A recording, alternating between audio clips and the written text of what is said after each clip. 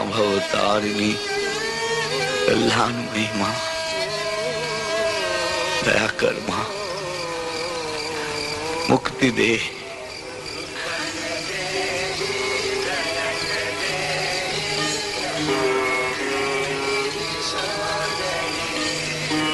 माँ,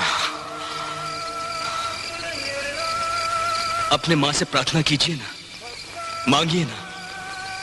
देखिए मेरी गरीबी दूर हो सकती है क्या? मैं क्यों मांगू? तू मांग। किंतु तू तो मेरी माँ को मानता ही नहीं। सुन, आज मंगलवार है, प्रणाम करके माँ से जो भी मांगना है मांग, वो अवश्य देगी। मेरी माँ तो चिन्मयी ब्रह्म शक्ति है रे। उनकी इच्छा हो तो क्या नहीं हो सकता। जा, जाके मांग, जा।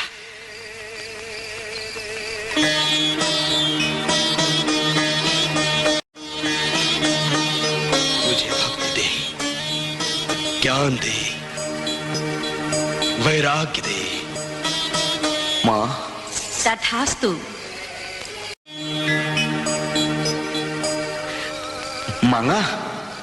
वो नहीं मांगा जो मांगना चाहता था। मूर्ख, क्यों नहीं मांगा? जा, फिर से जा, मांग, वो अवश्य देगी। जा, जा।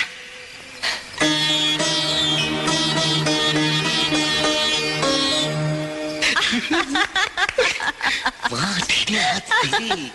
हे माँ,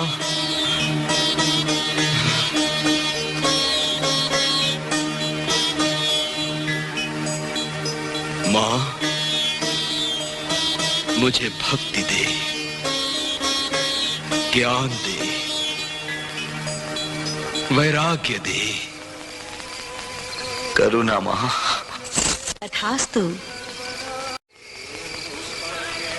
मैंने भक्ति, ज्ञान, त्याग और वैराग्य मांगा। दूर साला, पैसा नहीं मांगा। पैसा, पैसा, जा, पैसा मांग, पैसा। एक राजा से मुट्ठी भर ताने नहीं मांग सकता मां। आपने अवश्य कोई जादू किया है मुझ पर। इतनी कोशिशों के बावजूद मैं कुछ भी नहीं मांग पाया आपकी मां से। शायद तेरे भाग में सुख है ही नहीं। कोई भी मदद नहीं कर सकता तेरी, कोई नहीं।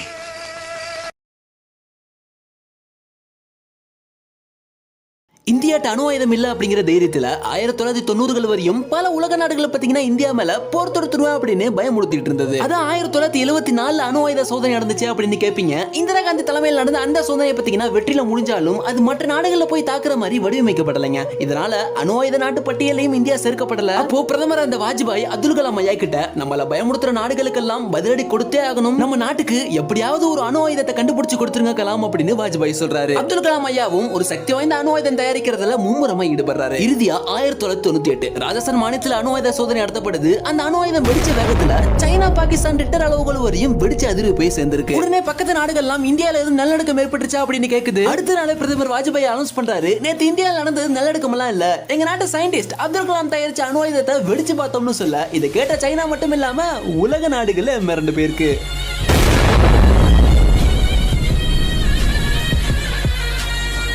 26ஆம் தேதி போய் பார்த்தவர்.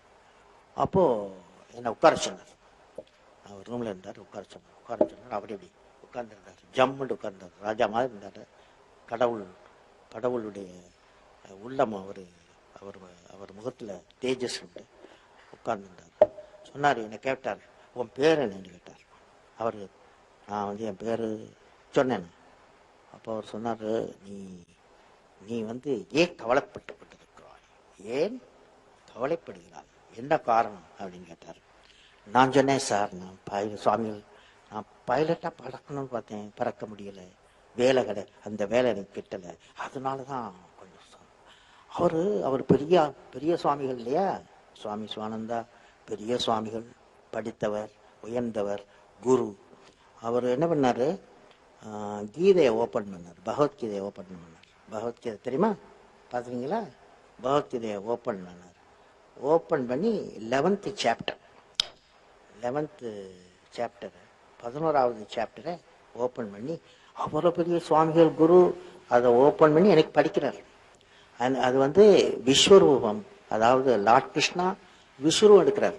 அது அர்ஜுனாவுக்கு எப்போதுமே ஒரு சந்தேகம், என்ன வாருக்கு போகணுமா, குருச்சேத்ராவுக்கு வாருக்கு போகணுமா, போக வேண்டாமா என்ற ஒரு சந்தேக நிலைமை. அப்போ நம்ம லார்ட் கிருஷ்ணா ஒரு விஸ்வரூபம் எடுக்கிறார். ஆயிரக்கணக்கான சூரியன்கள் உதயமாகிறது போல் அவ்வளவு பவர்ஃபுல்லா இருக்கும். அந்த ஒரு உருவத்தை காமிக்கிறார் லார்ட் கிருஷ்ணா. உருவத்தை காமிக்கிறார். அந்த உருவத்துல காமிச்சிட்டு அவர் லார்ட் கிருஷ்ணா சொல்றாரு, you defeat the defeatist tendency.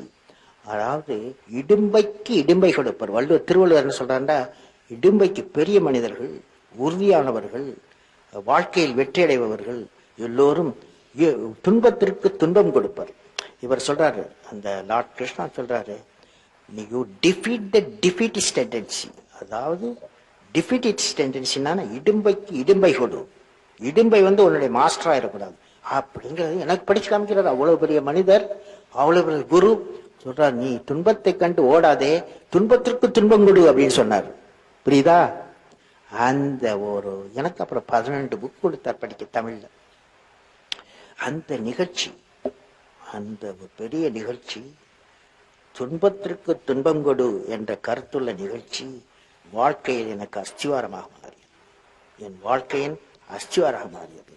இன்று வாட்டவர் நிலைமையில் நான் இருக்கிறது காரணம், அன்று நான் ரிஷிகேஷில் கிடைத்த எனக்கு ஒரு பெரிய அறிவுரை, அறவுரை, அப்புறம் சுவாமி சிவானந்தார் கிடைத்ததனால் அந்த கருத்தை உங்களுடைய பகிர்ந்து கொள்ள விரும்புகிறேன். வாழ்க்கையில் முன்னேறுங்கள். எப்பொழுதுமே இடுக்கண் வரும்போது பயப்படக்கூடாது. துன்பம் வரும்போது பயப்படக்கூடாது. துன்பத்திற்கு துன்பம் கொடுங்கள். அந்த நிகழ்ச்சியை நான் உங்களுக்கு சொல்வதன் மூலம் நீங்கள் வாழ்வில் வெற்றியடைய வேண்டும். நீங்கள் எல்லோரும் வாழ்வில் வெற்றியடைய வேண்டும். புரியுதா?